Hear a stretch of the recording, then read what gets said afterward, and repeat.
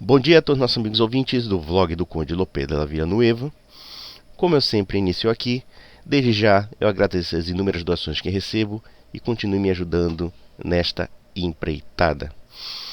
Nós estamos chegando no dia 7 de setembro e esse dia 7 de setembro tem um elemento particular que nós estamos comemorando, ou pelo menos teoricamente, os 200 anos de independência do Brasil. No entanto, o que me chama a atenção é que parece que o Brasil teve um verdadeiro apagão histórico. Eu não vejo, nem da parte do governo, nem da parte da sociedade, nem da parte dos intelectuais, não vejo da parte de ninguém a lembrança desta data da forma como ela deveria ser abordada. Ao que parece, nós percebemos que nos últimos 30, 40 anos, e isso por conta de uma educação pública deficiente, uma educação pública ideologizada, que parece odiar o país, e particularmente dominada por elementos da esquerda, a história do Brasil simplesmente foi apagada. O passado brasileiro foi apagado, de tal forma que boa parte dos brasileiros não tem consciência do seu passado. E isso me parece bastante grave porque um dos elementos que une um povo é a sua memória histórica.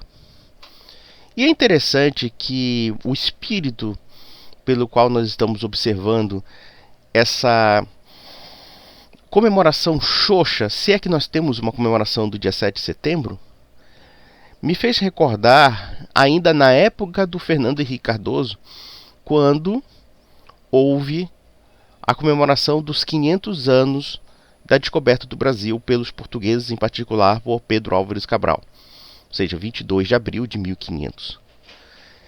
E, de fato, parece que o governo não comemorou absolutamente nada, ou então a comemoração foi bastante pífia, foi uma coisa assim, insignificante. E eu vi também uma certa ojeriza à história brasileira, como se ela fosse necessariamente ruim na sua totalidade. Eu me lembro de alguns movimentos indigenistas, de outros movimentos de extrema esquerda, quase querendo obliterar o país, como se 500 anos da história do Brasil fossem ruins, como se o país fosse mau. E isso não é verdade.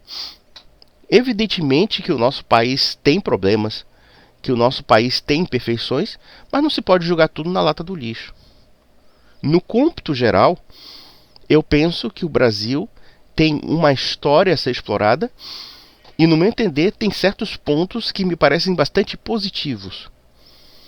A começar pelas nossas origens luso-católicas, as nossas origens portuguesas, as nossas origens ibéricas. E, no entanto, a esquerda monopolizando o discurso sob a batuta de Fernando Henrique Cardoso, sob a batuta do PSDB, parece que apagaram o descobrimento do Brasil. E não só o descobrimento do Brasil, nós podemos lembrar também de uma data que foi apagada.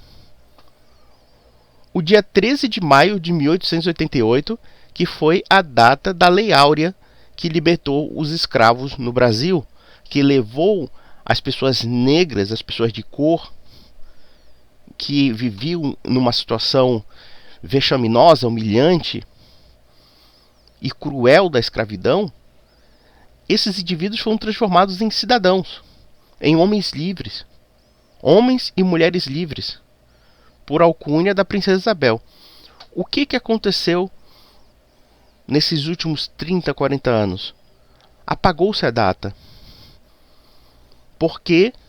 Por conta do fato de que foi uma princesa, uma mulher da Casa Real de Bragança, a princesa Isabel, que assinou a Lei Áurea. E depois ressuscitaram o mito Zumbi dos Palmares.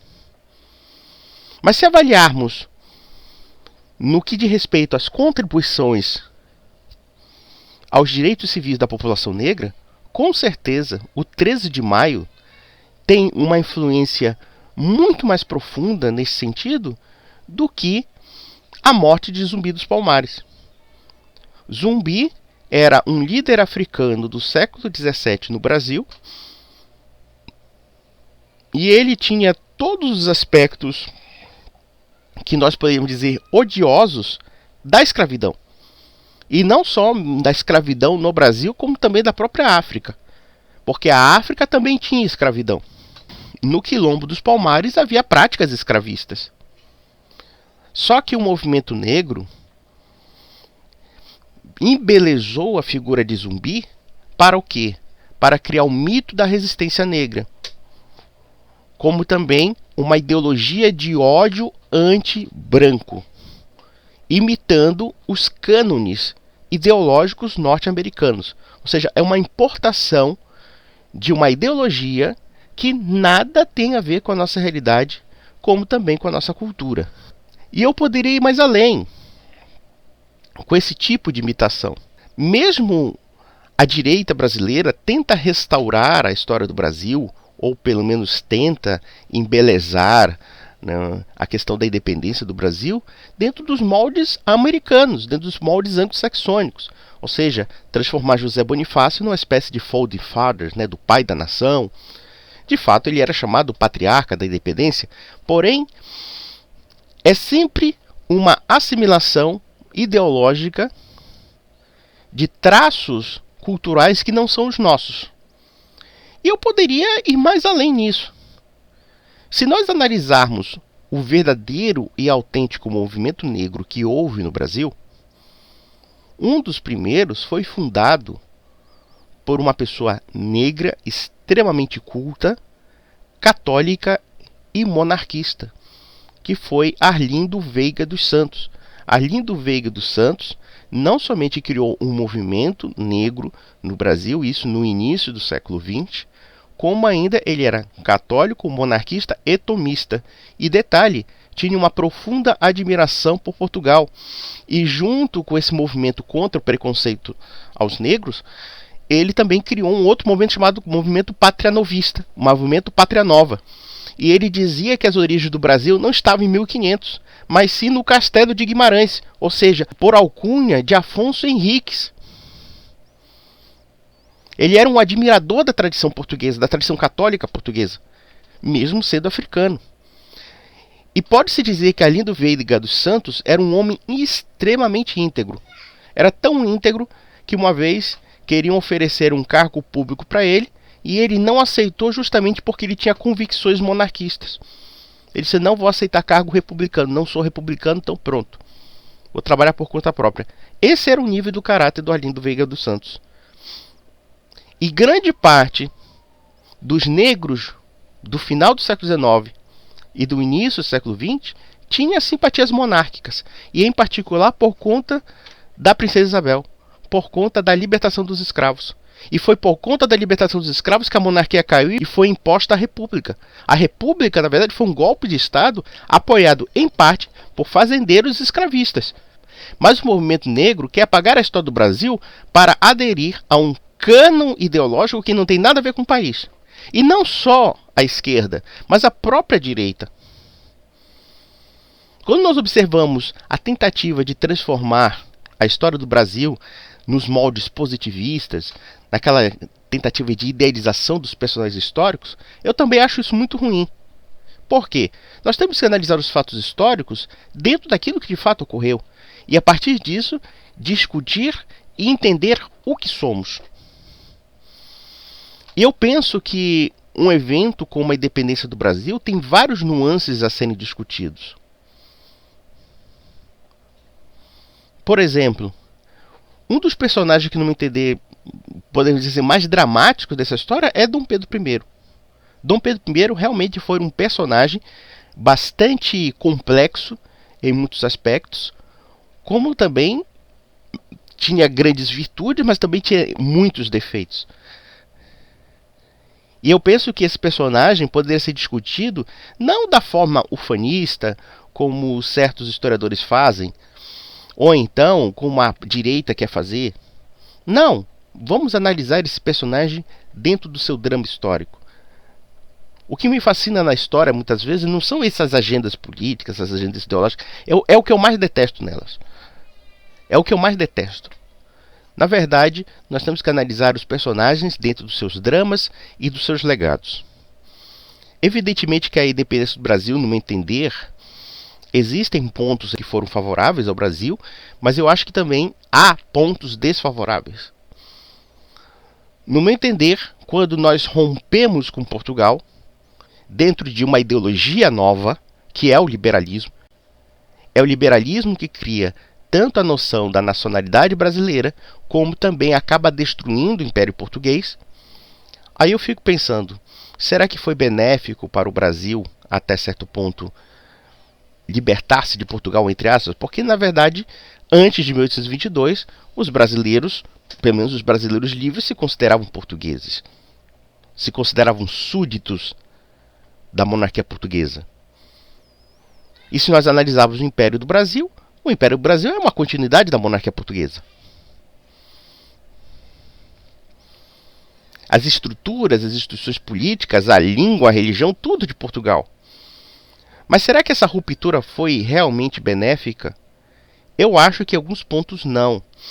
Porque a própria construção da nacionalidade brasileira também é problemática. Porque nós construímos a nossa nacionalidade a partir de 1822 e muitas vezes renegando certas raízes que são anteriores a essa nacionalidade. Como no caso, o fato de que nós somos portugueses também. Que nós temos algo de Portugal, ainda que com certas peculiaridades. Então, a construção da nacionalidade brasileira, muitas vezes, parte de um certo artificialismo. Não que necessariamente esse conceito nacional não possa ser desenvolvido. Mas eu penso que essa ruptura com Portugal, essa ojeriza a Portugal, essa hostilidade que os brasileiros criaram historicamente contra os portugueses, e aí nós temos, claro, quando nós observamos a narrativa, por assim dizer, eu odeio essa palavra que já se tornou tão surrada, mas enfim, quando nós observamos o discurso pós-independência, claro, é um discurso legitimador da separação. Isso nós podemos fazer um paralelo sobre a América Espanhola. As elites da América Espanhola, acho que muito piores até do que o Brasil, como eram elites republicanas, como eram elites crioujas, né, que eram aquelas elites locais que tinham uma certa hostilidade à metrópole hispânica, espanhola no caso, eles criaram um discurso demonizador da América Espanhola. Demonizador e falso. Isso que é o pior, porque se nós analisarmos as repúblicas liberais que surgem a partir da independência da América Latina, nós observamos também uma verdadeira balcanização da América Latina. O que significa balcanização? Significa o quê?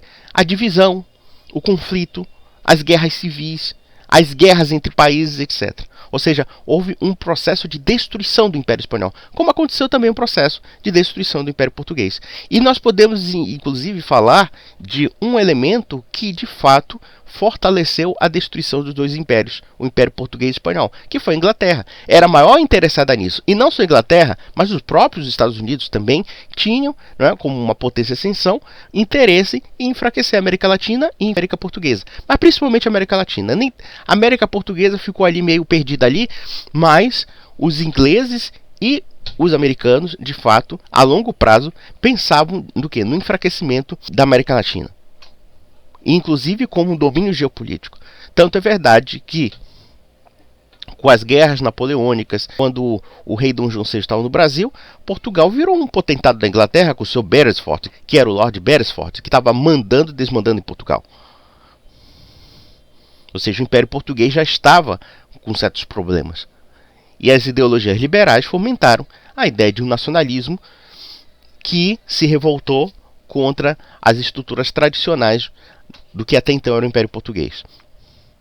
Então, nessas discussões, seria muito produtivo se houvessem produções a respeito disso, se houvesse um debate público a respeito disso, porque quando nós observamos filmes e documentários sobre a independência do Brasil, quando não é aquela coisa ufanista do regime militar, tipo aquele filme que é muito famoso, Independência ou Morte, cujo protagonista é o falecido Tarcísio Meira, no entanto, nós temos aquelas caricaturas ridículas que se faz da história do Brasil.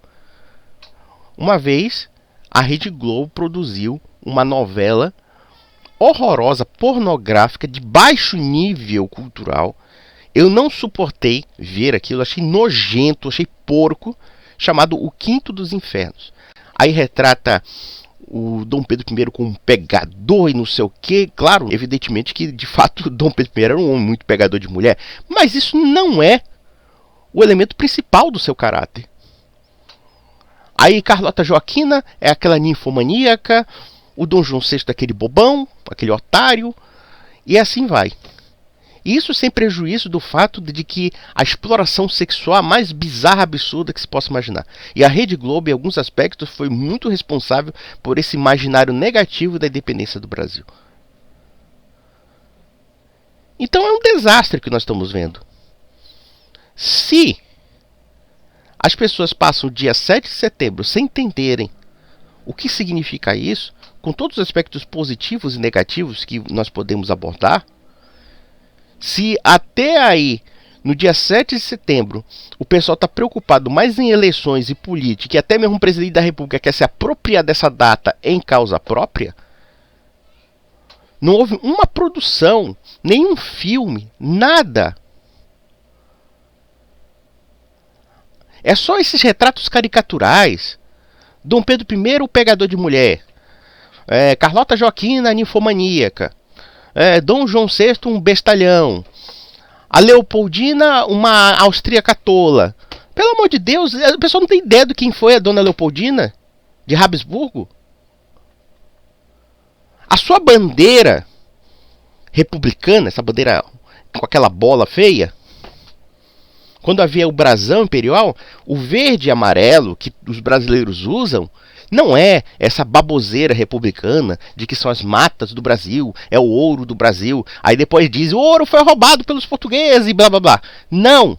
Aquilo ali é essa dinastia fundadora da nação, que foi a dinastia de Bragança e de Habsburgo. O amarelo é a cor dos Habsburgo e o verde a cor dos Bragança. Esse que era o símbolo. Acho que a grande maioria dos brasileiros não sabe disso. Porque também, claro, os republicanos também tentaram apagar a história do Brasil. Remodelar a história do Brasil, porque boa parte da nossa história foi monárquica. Nós somos um país que, teoricamente, se nós somarmos não 1822, mas 1500, nós somos um país de 522 anos. Teoricamente falando. Claro que o conceito de nação tem 200 anos.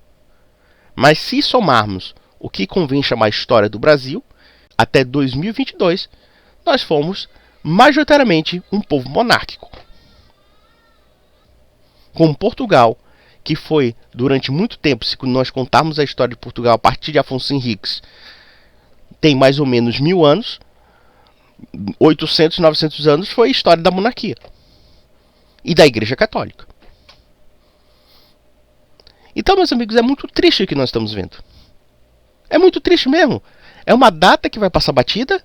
Por quê? Porque o brasileiro vive um apagão histórico.